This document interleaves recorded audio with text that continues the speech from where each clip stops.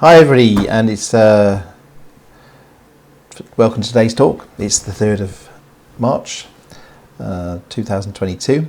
It's actually take 3 because I for some reason the microphone wasn't working properly. Didn't record over my lapel mic, which is always much better sound quality than over the laptop. Anyway, so what's today's talk all about, guys? Well, I'm going to talk a little bit about, or tell you what I believe is effective delegation is all about. Now, as you, I'm sure all have realised if you watched all my videos or followed me in LinkedIn or on Facebook, that I'm very much of the opinion that on a scale of 1 to 10, that and 10 being sort of purely scientific, and 1 being absolutely not scientific at all, that leadership is somewhere around about the 8. So it's all about soft skills, basically, with a couple of technical skills thrown in, and those two, the two most important things, and that's my opinion, of course, and I'm happy to discuss it, would be communication and effective delegation. I've already talked about communication. I'm sure I'll be saying more about communication in future videos, but today I'm going to talk about effective delegation. Now, if you ask managers about delegation, some will just say, "Oh well, I don't delegate, or delegate very little because I have to do all the most important things myself, so I just do it myself.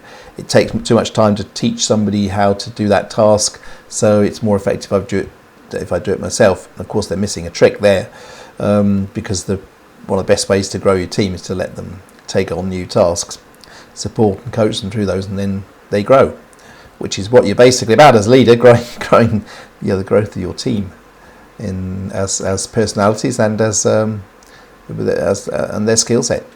And others will tell you, I do delegate, and then you look at it more closely and you see, or I have seen in the past on many occasions, that they're not actually delegating, they're just doling out tasks. They're saying, Fred do that, Mary do this. That's not what delegation is all about. Yeah, so what is delegation about? Well, effective delegation, it's a five-step process, which can always be sort of rolling, because you can once you've had success, once you start delegating, you will learn that you want to do more of it, and so the 5 steps you will use many times on a sort of rolling basis. So number 1 is to analyze what tasks you as the leader absolutely have to do yourself, and there will of course be tasks that you have to do yourself, which you can't delegate. You can't delegate, for example, a disciplinary meeting with a member of your team and delegate that to another member of the team. That's perhaps a stupid example, but yeah, it's just one of those that illustrates the point, right? Now, some people say, and I tend to be of that opinion, don't do anything yourself that you can delegate somebody else to for that task.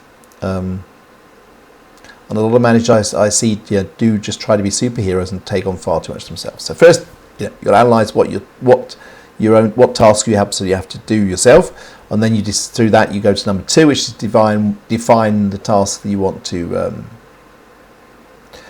delegate. Now this that task has to be clearly. Well, I'll come back to it in a minute, but that task has to be really clearly defined. What is that task? What's the requested result? Very specific, with dates and times, and the outcome has to be absolutely crystal clear, because if it isn't to you, it won't be to the delegate. Now, step 3 is to choose who to delegate to, who's going to be the delegate, and try to match those tasks to match the skills and knowledge, experience of the team members. Try not to delegate too much to one person. Try to delegate something to everybody.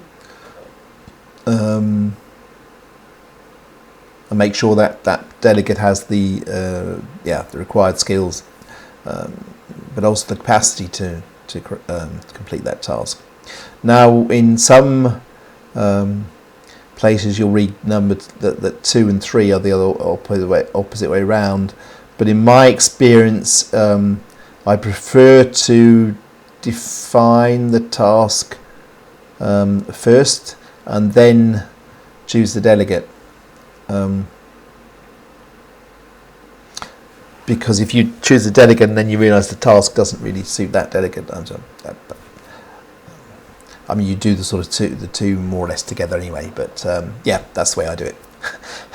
And in my experience, it's paid off. So number 4 is then, especially if it's a new task, the task that delegate hasn't done before, you're probably going to have to support them more than you may have to later. And you will find this once you start getting used to delegation. If you delegate a similar task to the same person, then you're not going to have to give them that much support. But make sure they have the support that they need. And 5 is monitor, and jump in, offer support, coaching, make sure that everything's running to plan, and don't, whatever you do, leave wait until the task is supposed to be completed